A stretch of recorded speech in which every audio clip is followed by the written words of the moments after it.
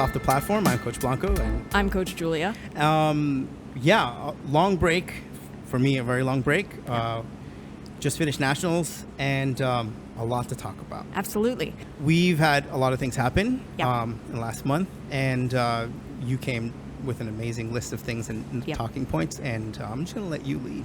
What do you think we should do? Yeah, absolutely. So one of the big things that I wanted to reflect on after nationals that I think is going to be really valuable to a lot of the coaches out there listening is first talking a little bit about the decision-making process in coaching at a meet. And specifically, I want to talk to you about going into an event with a plan while simultaneously being loose and open to whatever happens, because we all know that meets are wild animals, right? Yeah. You always have ideas in mind and then things just happen. So the first thing I'd really like to talk about, and this is really geared to our coaches out there, is what is your general plan? How do you decide on what kind of attempts you ideally want to take? And then what happens psychologically for you when you have to change course? I think that all of that is relative to the athlete's level of experience. That's number one.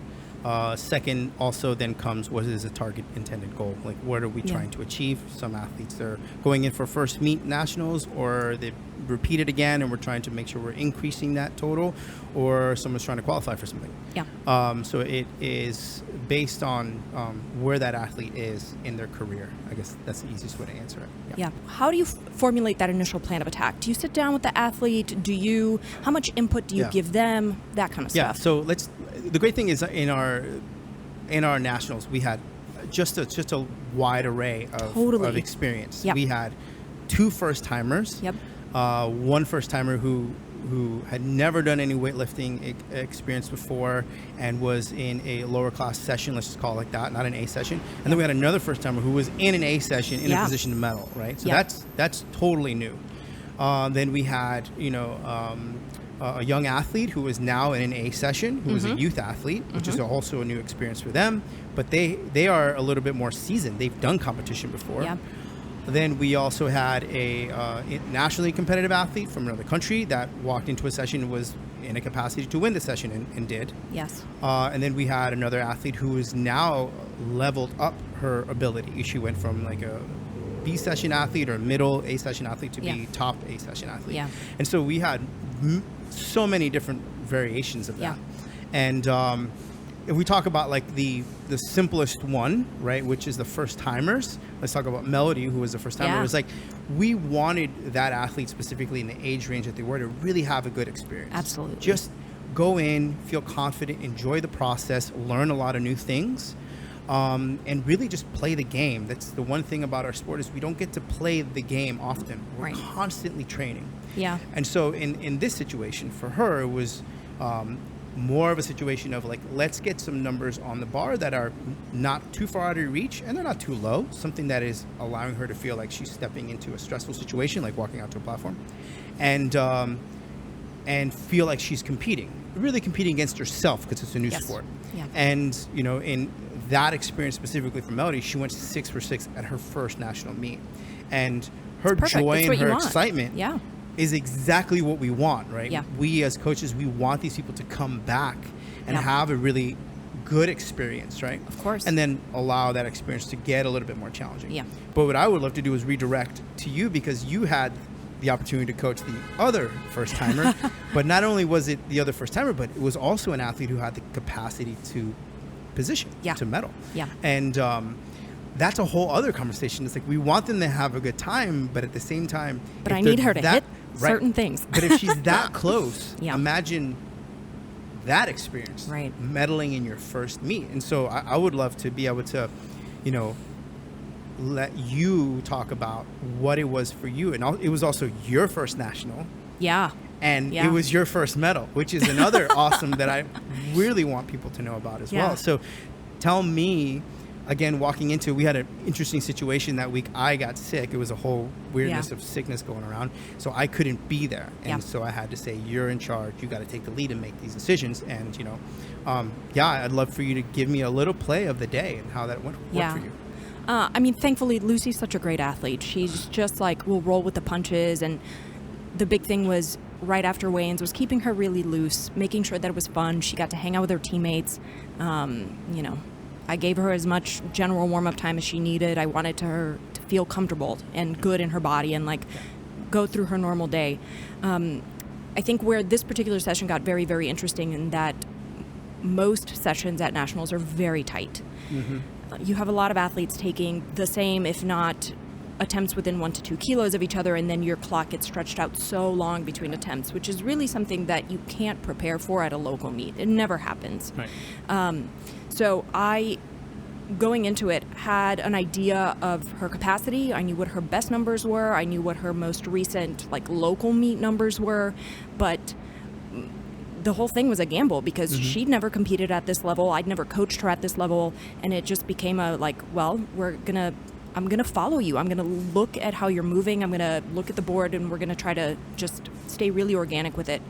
And it really paid off in a very risky way moving into the clean and jerks because, and I was talking to Sierra about this, Lucy had been sitting for a while. She'd had a long break between her first and her second, and then subsequently her second and her third clean and jerk attempts, and I'd had her pull already. And you know, this is a young athlete who's very, very conditioned, and the idea of having to sit for so many attempts is not an ideal situation. And I looked at the board and I was like, man, all right, I can give her 98, which she'll be the first one to hit it. So we have that advantage. But any one of the 4 or 5 girls that were also slated at 98 could go up. They could go up to 99, and then we lost that shot. And it was a risk. Sierra came up to me and she's like, well, what do you think you're going to do? I'm like, I can't have her sit for another 5-6 minutes. This is wild. It's already been so long. So we made that gamble, and she smoked it, and thankfully it really worked out in our favor. And I think we just sat for the rest of the session. We're like, we needed to see 2 more girls go and just see what happened, if they made it, if they went up, and it played in your favor. It played in our favor. Yeah, I think that is, first off, congratulations, because I know that having experienced those moments and as a new coach, and those are the memories you're always going to keep. Oh, totally. Like that you made that decision, taking in the information at hand in a stressful moment, because you're there to make the decision of when the athlete should go, if she could go, hit the 98 or not, and it's on you. Yeah. And you made that decision, and it worked in your favor, and that you'll always remember that one, because it's almost as if like all of the situations that are happening in weightlifting, everyone else's decision making is affecting your position. Yes. And you had the great capacity, which is, you know, a quality of a good coach, is that you were able to look at the information that you had, look at the athlete that you had, and determine that this is the best decision, this is my best gamble in this situation. And I think that is a really good example of how, you know, even though you haven't had national level experience, you've already done the work. Like a lot of the work to kind of like look at these small little pieces in a session and make a decision that worked in your favor. And that's awesome. That is like the joy portion of coaching. Like, this is the reason we like to be part of that decision making. It was also such a great learning experience in that you don't always have to get the squeeze the lemon to the fullest. You know what I'm saying? Like, I didn't need to get everything out of Lucy that day. I just needed to get enough for the medal. Yes. And I think that's really important in that, you know, sometimes you need to push the button really hard. You need to have your foot on the gas. And sometimes you just need to do enough to acquire the goal. And it's an amazing point, because I remember last year's Nationals, it was Sierra's last under 25, and the night before we had the meeting, and it was, I need you to just do this bare minimum. We don't need to overshoot, because the athlete you're competing against is way beyond. So let's just play our game. Let's just be the best athlete that we can be that day. And in that situation last year, and playing to our strengths and just doing what we were capable of doing allowed her to become a national champion. So, you know, that you're right. Sometimes you don't need to squeeze it all out. Yeah. And then we have a story of when we try and it doesn't work in our favor. But I mean, I think what I love about that story is, you know, you made a really good call. You made the call. Yeah. And then it ended up being the right call. Yeah. And I think that's something that a lot of times novice coaches are either get a little too ambitious, you know, Right. they'll be like, Right. whoa, I can do let's just do the bigger jump, Right. you know, which is like, that is competition, you should win. But if you're in a position to hit it first, that's very important to understand the structure of a competition. Again, Right. playing the game. Yes. If you hit it first, Right. you are now winning. Yeah. And letting the athletes play it out, and let's just see what they're capable of doing. So I think that shows a level of knowledge and experience in a competitive environment that is very valuable for your future. So that's awesome. You're just so good Awesome. with that. You know, one experience like having a youth athlete, if we talk about Nia, is at that level, it's always about having fun. I know that, Oh my God, yeah. From my experience, and this is again as a coach being ambitious, and then also learning what's important for an athlete to experience. It's like I always used to for my young athletes, I wanted them to be good. I wanted to put the pressure on. But I started to learn. I was like, if you just have fun, the pressure is really not there anymore. You know, Right. they're really, if you have the capacity to make them feel like, hey, let's just go have some fun. This is what we came to do. Especially with somebody that's already intrinsically motivated, right? That puts a lot of those pressures on herself and has those urges and desires already. They don't need that much extra. She's an honor roll student, works hard, shows up at the gym before the coach, and just does all of these, has all the qualities that you want, and to put more pressure on him is especially early on. It's and also when they're in a growth phase. When you see them improving consistently, trying to put more gasoline on or to put the foot down even harder is like, why? There is a direction. There's a constant improvement. It was, I mean, Yui did an incredible post of that she closed her snatch with what she ended her clean and jerk. Yes, exactly. No, she, I think, opened her snatch with what she finished her clean and jerks with last nationals. Exactly. And so that's a prime example of really understanding where that athlete is in their trajectory on their journey. Yeah. And being like, hey, let's have fun. And the beautiful thing about that one, the funny side story is being young, adolescent, like leading into the meet, we know that the jerk wasn't really firing on all cylinders. We were having... She figured it out. Yeah, but you were doing a great job of just kind of simplifying. Let's talk about bracing. And I was trying to give her, let's just focus on technique. Don't worry about the weight. And we did everything we could to just kind of keep it simple and focus on what you can do other than like what you're going to be ready for or how you won't be ready. Right. And it showed up that day. She showed up. She was on fire with the jerk. It was all dialed in. To the point where the athlete, Nia being 15 years old, got frustrated herself that it was all of a sudden showed up. And I was like, great. At least now you know you gamed it. You can come in and you can make sure if you do the small work, it'll show up for you. Important to learn that lesson as an athlete that, even a week out, if you don't feel awesome, it doesn't mean anything. It doesn't mean you're not going to be able to show up and perform really, really well the day of. So I think it's trusting the process. It's her having that trust in both of us that we weren't going to steer her wrong. Right. And then just letting her play. And I think also to going back to your point of like the decision making as a coach, even for myself, like, okay, I've done multiple national events and multiple athletes, but even, and also asking of someone else around me. Like Sierra was assisting in that session, and she's a coach. She works with a lot of youth too, and we were at our last clean and jerk. And in my mind, I was like, it would be valuable to repeat her best total at a national that she had done it at a local meet. In my mind, being conservative as a coach, I was like, because let's just have some fun. And then Sierra just proposed a question. It's just like, well, why don't you give her the option? Maybe if she really wants to, step up. And we did. I would just ask her. It was like, so you want to repeat your best total? Or you want a PR? And she lit up. And she looked at me. She was like, I want a PR. Yeah. And we put an extra kilo on, and she did it amazing. Great. Super confident coming off the platform. But like any young, youthful athlete, the next day, less than 12 hours later, increases their total again. Amazing. Right? Literally, PR to snatch, PR to clean and jerk the next day. Right.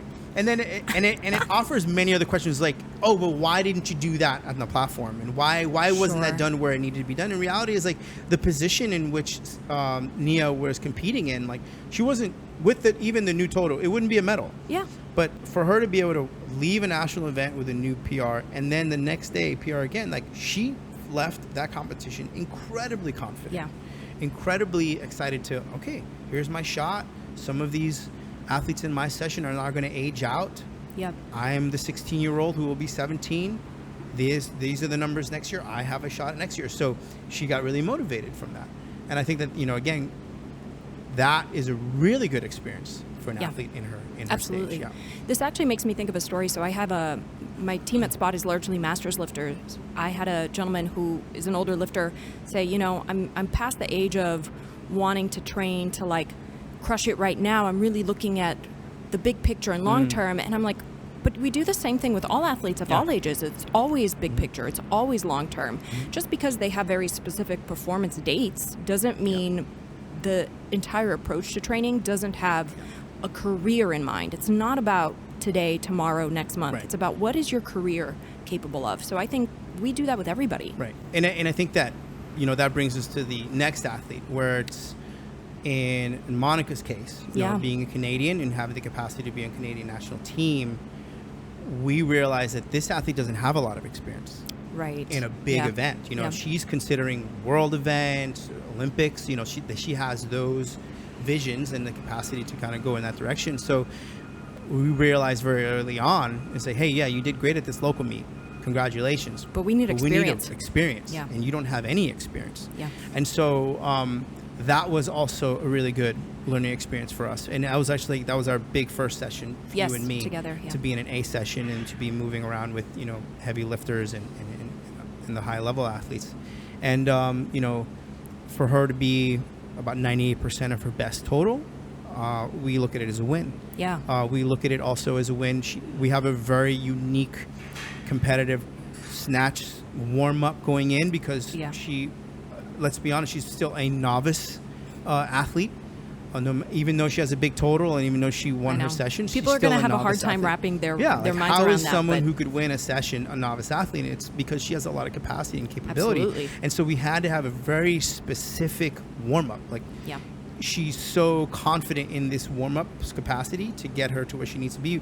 We don't just abandon it, right? Yeah. So that there's a lot of stuff that needs to be done. So managing all of that and understanding what the timeline looked like, and both you and I understanding wow, she has a very long run up, very unique warm up.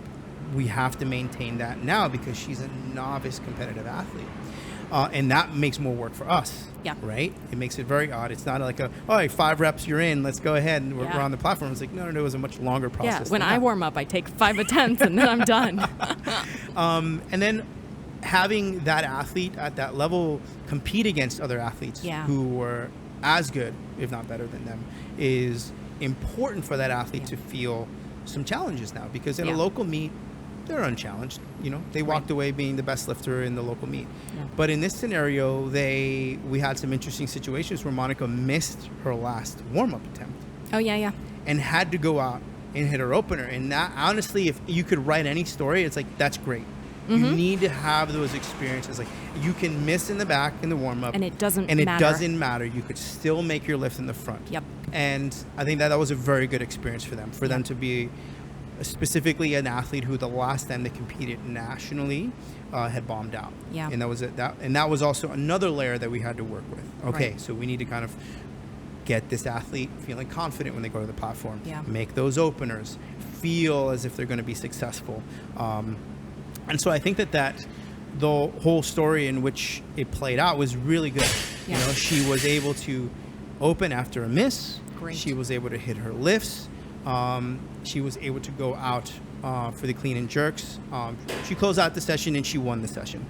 As a Canadian, unfortunately, you don't get to medal in those events, but she was able to do that. It was also not what we went in for. No. We didn't go in for a medal with Monica. No. It was really, let's help her become a better competition weightlifter. Exactly. And so overall, her performance was excellent. Yeah. That's the performance we wanted. We saw her now a little bit more stressed, a little bit more nervous. Yep. I saw body language from her that I hadn't seen before, and I knew, I was like, okay, this is what we want. This is what we're here to do. Yep. And also I had to learn a little bit more. We are learning her a little bit more gosh, what it is at the level of competition.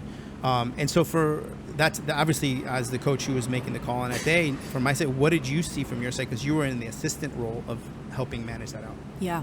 I think it was really making a mental note of her anxiety levels, right? And not that it was blatant, but it's different than how I observed her to be at a local meet, right? She was a lot more cognizant of the clock. She was wondering what kind of weights we were going to take next, what's going to go on the bar on the platform, how much longer do I have to sit, all those types of little things that at a local meet she didn't worry about. So it's interesting in observing that, and it's just making sure that, one, if she has those kind of anxious thoughts, that she trusts us enough to not let them stress her out, right? To not have it impact her performance. Right. And then over time and experience, those will start to fade away. Yeah. I think that you asked me some clear questions. Are we ready? Do we need to make a move? Does she need to pull? And I think that we did and executed on that day for her exactly what we needed to do. So, great example of preparing an athlete for the next level. Yeah. But I'd like to kind of veer this into the direction. So one of the athletes that we also took to nationals, Teddy, which we didn't get a chance to talk about a whole lot, went into that prep cycle uniquely, meaning Teddy was our test with a lot of VBT. Oh my gosh, For those of you that are listening that aren't familiar with it, that is velocity-based training. And he was really... If you're seeing the videos here, we've all of our toys. Yeah, we've got some samples that we'll talk about in a second. But I would really love to learn a little bit more from you about how... Let's start with why. Why you decided that Teddy was a good model of an athlete to attempt VBT with. I think that I've had Teddy now maybe for the last 2.5 years, almost 3, and competed at national events multiple times. Because he's so strong and so athletic, I was never really satisfied with the outcome. We did do a really good job to increase his total. He qualified for Americans, qualified for nationals. That was really good. But then we were constantly going through this flow of, he would be his demeanor in training, the intensity, the load, the volume.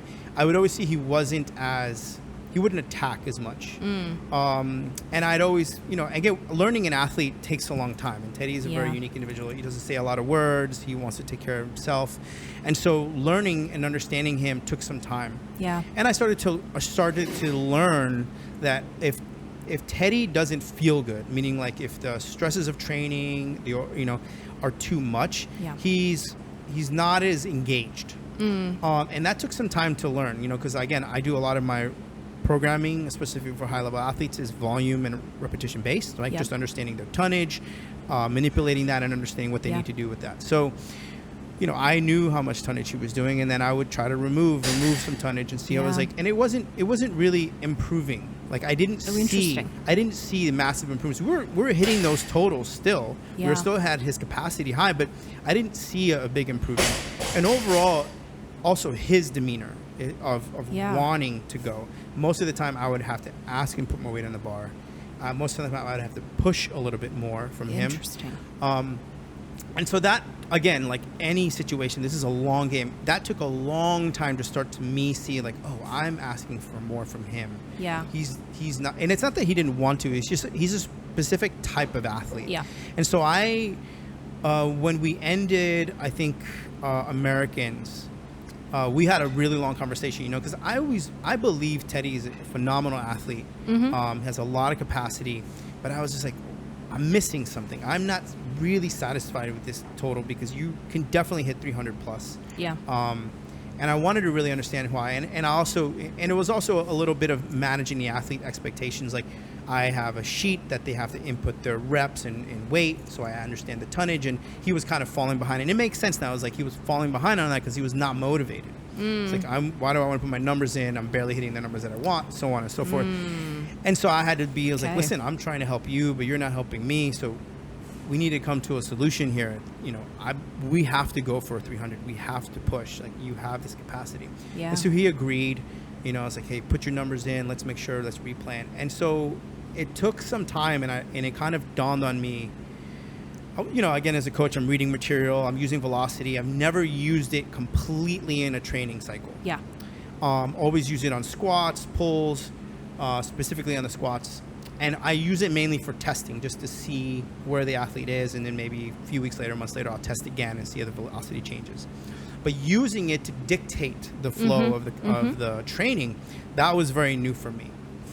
And so again, obviously using Will Fleming's book and then Spencer Arnold and Travis Smash, I just started to reach out and ask questions. Even though the formulas are there and there's like a modified programming there, I just wanted to ask a little bit more clarity of questions, how they handle day to day, so on and so forth. So then after reaching out and building out a plan based on all the material that I have learned, I said, okay, well, let's build out this plan. Let's approach I had him basically take 2 weeks of lifts. You know, he had to snatch, power snatch, clean and jerk.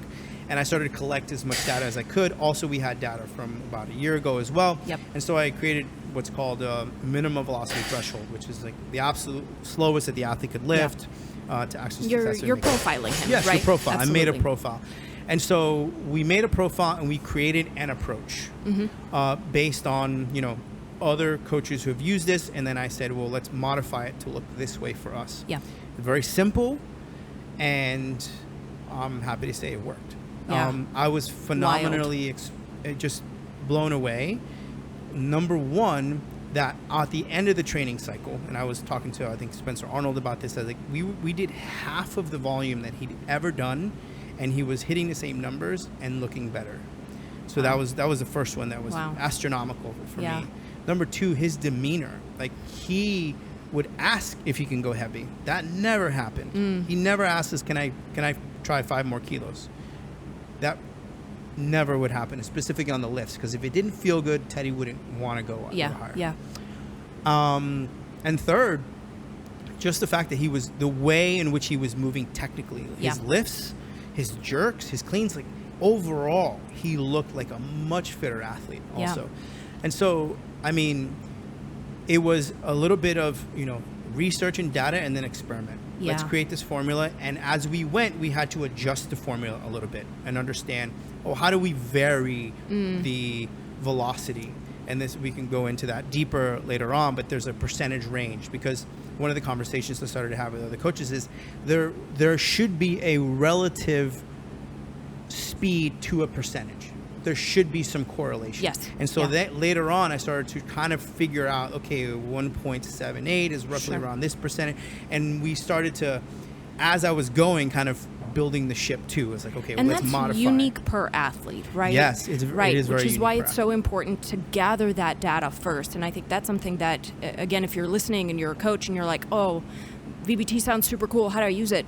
You need information on the athlete first. You can't just like apply blanket numbers. Now, I know there's a lot of data on averages in terms of the squats, right? And that's something that I use with my athletes at Spot. They only use VBT to squat, and I found for the most part, for most of them, it's fairly accurate. There are outliers. But when you're going to use it with something as specific as the snatch, clean, and jerk, you need a profile on that athlete. It's got to be very specific to them. And so we had to modify. So we would use his snatch minimum velocity threshold, and we had a percentage range that we wanted to work out for that. But for the clean and jerk, I only logged the clean. Because the jerk, we didn't measure the jerk. For some reason, when we tried to use velocity on his jerk, it just didn't function. His capacity to kind of try to follow the speed for the jerk didn't function. So we said, you know what, when we do the jerk, we'll just keep it the way we've been using it. He likes it, you know, heavy triple, build up and drop 90%. That seemed to have worked really well. It allowed him to focus more on the technique rather than the speed.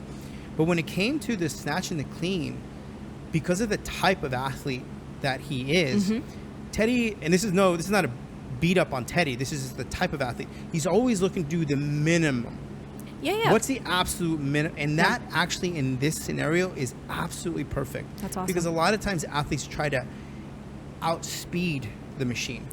Like they're like, no, I can be faster and move faster. And Teddy never tried to go faster. He just kept doing his technique. And he always wanted to get as close to the number as possible without overclocking it. And overclocking means if I give him a 1.8 meters per second, you know, of velocity, he's trying to do 1.77. He's not trying to get to 1.9. He's not trying to go faster. So in this scenario, for this kind of athlete, he wants to do the bare minimum, get up there, but have it all feel good. This works absolutely well. So cool. And, you know, again, as a coach, you know, this is basically like a science experiment. I had another athlete essentially doing the same program. At the right? same time. At the same time. Yeah. And I started to notice like this other athlete who was Matt Andrews, who's a little bit older, but I just needed another person to see because I need an A and B. Totally. It crushed him because he was a type of athlete who would just overclock it. Yeah. He would be like, oh, you want me to go fast? I'm going to go fast, coach. Coach, I'm going to go 185 in this weight. You know, so it didn't function. It actually beat him up a lot. Yeah. And it was like, I was okay with that. I was like, okay, so it makes sense. This type profile athlete, this design that we made worked very, very well. Right. And, you know, I was super proud of that. I was super proud of him. And the biggest portion of pride from the whole experience was when we came back, I always felt like I had to convince him. Come back to training. Yeah, to convince him to do another meet. And he came back already talking about being ready for Americans. I love it. And so that's when the light bulb went out. I was like, we found a thing that works for him. Yep. We need to just give him his space to like feel recovered and feel ready. And now we know, you know, our target of attack. This is who we attack it for Teddy, and this functions really well. And I'm really excited because I think after seeing that last clean, which was like just a massive PR. Wow. So great. So big. Will, I'll dig up the video of it, but it's great. He really fought for that. That was 171. It was wild. 171. We went for it because our goal was like, we're going for 300 in this situation. Okay, let's get it on there. Let's get it on the bar. I mean, the split position was there. These are micro things that were off. Yes, and I was extremely proud of him. He just did so well. He looked so confident. He, you know, and I'm also proud of us because we did a different approach and it worked. Yeah. And I think that now, you know, as a coach, now it's like, okay, here's all this data, this experience. How can I simplify this to help maybe another athlete or maybe help other coaches design, you know, something velocity based. Yeah. I mean, example for now, it's like the reason we got one of these flexes is we were having massive challenges with the rep one, specifically on the ballistic movement. So snatch and clean, they're just a lot of bouncing, and these units are great for the price point, but the issue is they get beat up really bad. Yeah. And you know, I've had to fix a couple myself and send them in, and so we're primarily going to use them for, you know, squats and pulls, but now going into this flex, we've already been testing it a little bit. So excited. Dynamically, it's just better because it lives on the end of the bar. There's no tether. There might be, you know, 0.001 difference in measure, but if I'm measuring the same, I'm measuring the same. So, we're excited to kind of now look at other ways of applying. I think we've already started to apply some velocity-based training in Super Total. We're already testing that out on our Super Total guy. Sure are. Our Superman, also known as Griffin, and already noticing, I was like, oh, that doesn't really function for him on the lifts. We might have to put the velocity on these movements and kind of live this more classic. And, you know, again, you have to just be okay with having a plan and then modifying a little bit. Yeah. Because the organism, that's why I love Bob Takano always talked about athletes as organisms. You have to observe. Absolutely. And be like, something's not working. Yeah. We need to change. And as a coach, you need to decide when is too much.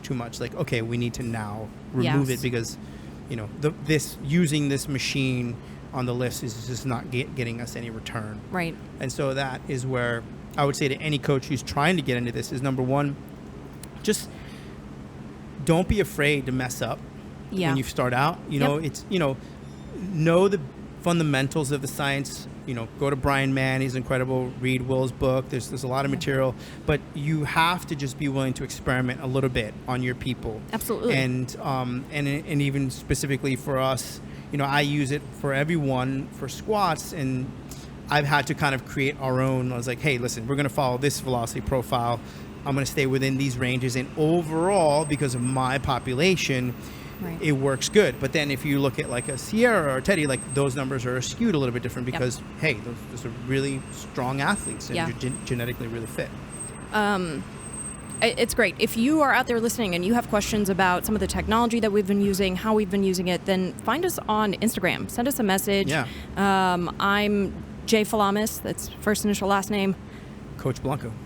And shoot us some messages. Shoot us the questions. We'll talk about it on the podcast and hopefully be able to give you some answers. I'd like to kind of close this episode off just reflecting on this element of coaching that is the elusive decision-making process. You know, like obviously there's a lot of planning, and there should be a lot of forethought, there should be a lot of planning, but in the moment you just have to look honestly at what you see in front of you and make what you believe is the best decision in that moment. Yeah, you have to. And the great thing about coaching is that you have to realize that you will fail. Yeah. You just will fail.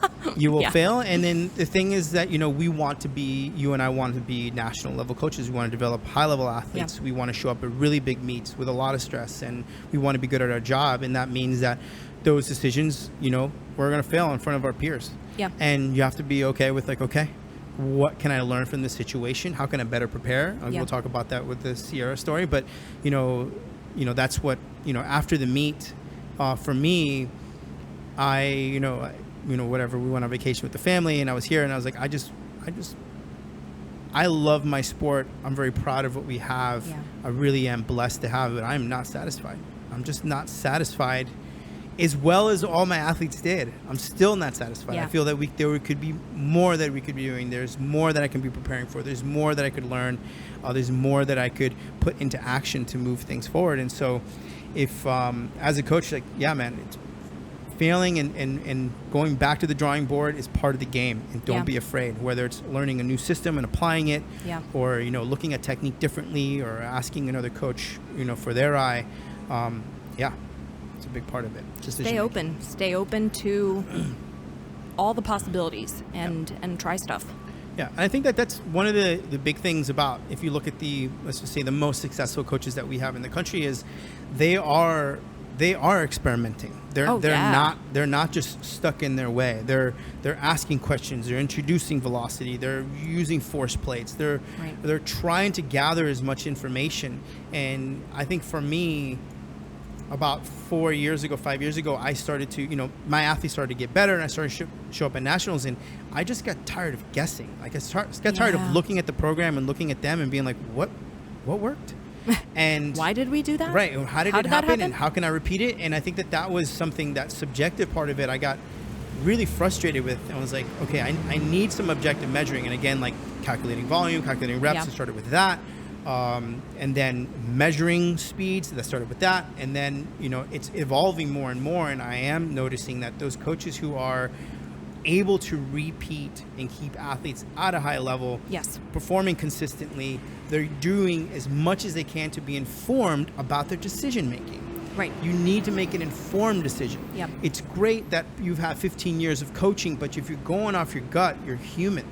You're going to miss something. And in the Sierra story, I learned something from that. I went with my gut, and I wasn't 100% in my state. So, the more you can inform yourself to make an informed decision to help your athletes, man, you're just going to be powerful as a coach. You're going to help a lot more people, and you're going to, I don't know, for me, I feel I continuously improve because I have something measurable. You deliver results without guessing. You know, and if you don't, you know where to look for the problem. It's not like, oh man, that didn't quite work out.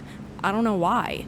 Right. You have things to go back to and be able to pinpoint the potential holes. Yeah, I think that is big. That is the future of our sport. Yeah. There are people who are pushing that envelope hard. Absolutely. And we are right there with them. We're watching them. We're learning. We're applying. We're creating our own versions. Yeah. And we're proving it. And we're able to provide, and we're able to show over time vast improvements for all our athletes. Absolutely.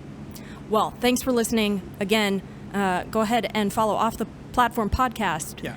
Wherever you listen to this, I'm Coach Julia. I'm Coach Blanco. We'll see you next time. Thank you so much.